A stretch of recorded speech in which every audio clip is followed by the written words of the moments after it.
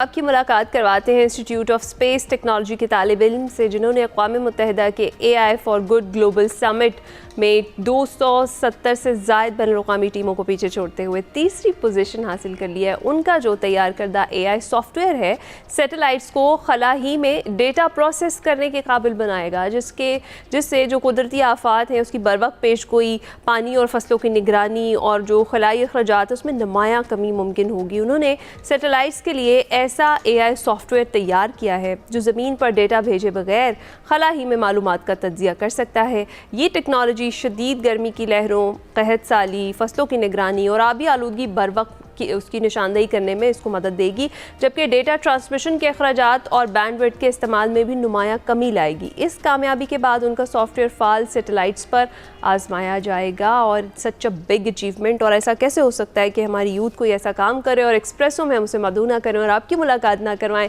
तो जनाब अली ऑन हमारे साथ स्टूडियो से मौजूद हैं। अस्सलाम वालेकुम अली, गुड मॉर्निंग, कैसे हैं आप? वालेकुम अस्सलाम, गुड मॉर्निंग, अल्हम्दुलिल्लाह बिल्कुल ठीक।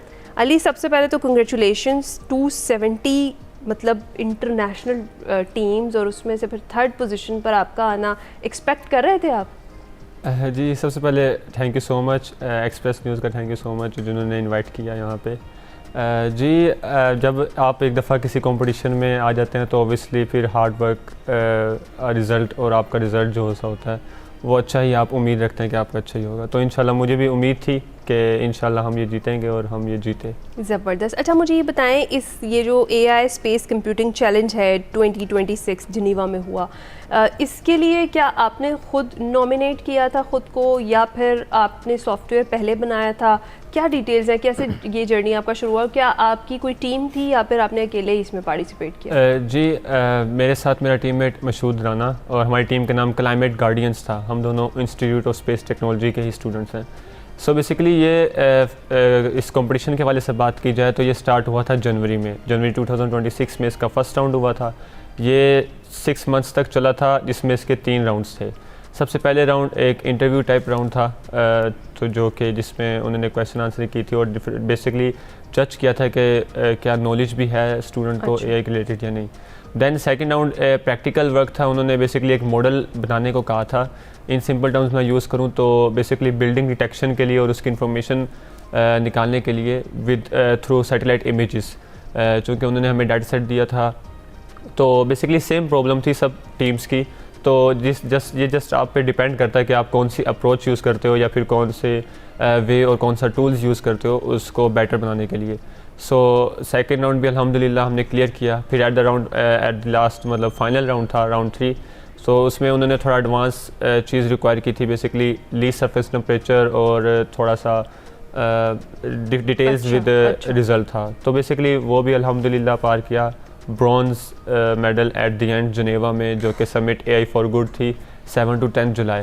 तो इसमें अल्लाह का शुक्र अल्हम्दुलिल्लाह पाकिस्तान के लिए, पाकिस्तान को रिप्रेजेंट करने के लिए मैं स्टेज पे गया और वहाँ पे ब्रॉन्ज़ मेडल। ज़बरदस्त, हमें बड़ा फ़ख्र होता है जिस तरह से आप जैसे जो हमारे स्टूडेंट्स होते हैं, हमारी यूथ है वो आगे बढ़ती है और ऐसे काम करती है जो लोगों के लिए फ़िलहाल सोचना भी मुश्किल होता है कि ये वाकई ऐसा कर सकते हैं और ऐसा किया है आपने। मुझे ये बताइए कि ये जो आपकी जो सॉफ्टवेयर है, ये जो आपने डिज़ाइन किया है अपना, इसके ज़रिए होगा क्या? क्या फैसिलिटेशन होगी, क्या आसानी मिल सकती है और प्रैक्टिकली ये जो है ये कब इम्प्लीमेंट किया जाएगा या किस तरह से हो सकता है? इस बारे में आपसे कोई रुजू किया है किसी ने? जी, बेसिकली चूँकि ये कंपटीशन जो था ये ज़ीजिंग लैब, एक यूनिवर्सिटी ज़ीजिंग एक लैब, एक रिसर्च लैब है चाइना की। तो बेसिकली उनके साथ कोलैबोरेशन के साथ था।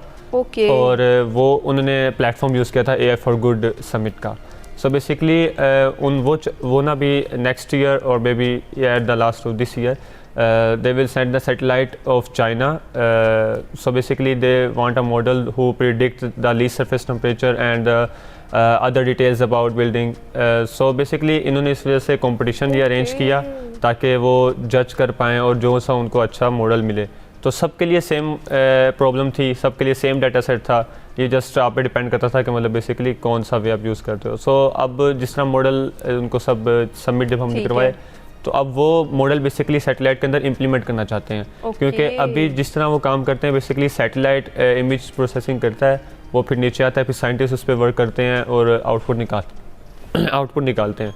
सो बेसिकली अभी वो मॉडल सैटेलाइट के अंदर इम्प्लीमेंट होगा, तो सैटेलाइट खला में ही उस पर वर्किंग करेगा और उसके रिजल्ट्स जो होगा वो नीचे साइंटिस्ट के लिए भेजेगा, एनालाइज भी वहीं कर लेगा और रिजल्ट्स नीचे भेजेगा। ज़बरदस्त, जो आपका सॉफ्टवेयर है। अच्छा, इस हवाले से स्पार्को से कोई रब्ता आपका हुआ या कोई उनसे कोलैबोरेशन इन फ्यूचर है एक्सपेक्ट?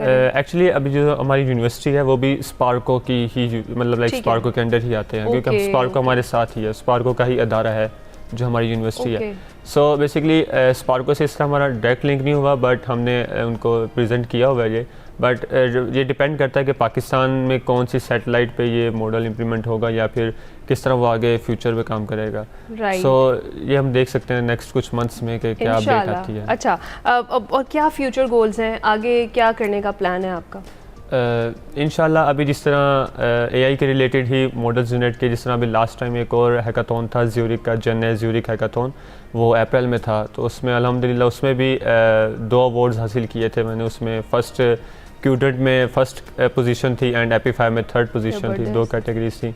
उसमें भी एक AI सॉफ्टवेयर बनाया था सेंटिनल के नाम से, जो बेसिकली कॉन्ट्रडिक्शंस फाइंड करता था डिफरेंट न्यूज़ चैनल्स के। सो अभी उसी को जिस तरह लेके आ गए, फिर इस कंपटीशन में अल्हम्दुलिल्लाह ब्रॉन्ज मेडल मिला।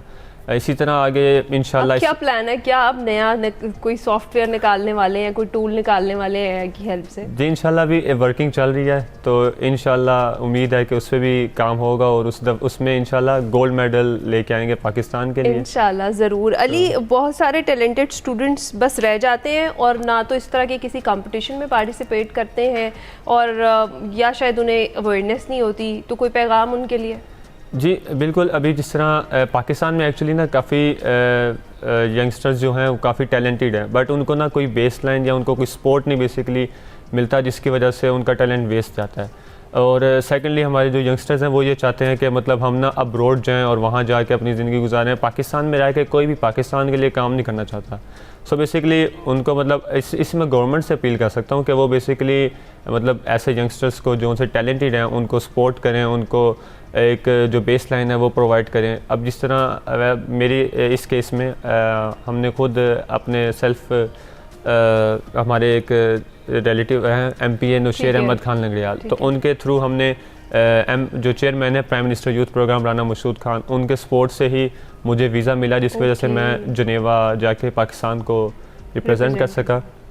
बिल्कुल नहीं, राना साहब वैसे भी अच्छा काम कर रहे हैं यूथ को लेकर, और डेफिनेटली आप सही कह रहे हैं कि अपॉर्चुनिटीज़ जो है वो प्रोवाइड की जानी चाहिए। बहुत शुक्रिया। अली ऑन मेहदी हमारे साथ मौजूद थे, पाकिस्तान के लिए एक और बड़ा आलमी एजाज़ लेकर आए हैं, अपनी जर्नी शेयर कर रहे थे। अभी हम ब्रेक पर जाएंगे।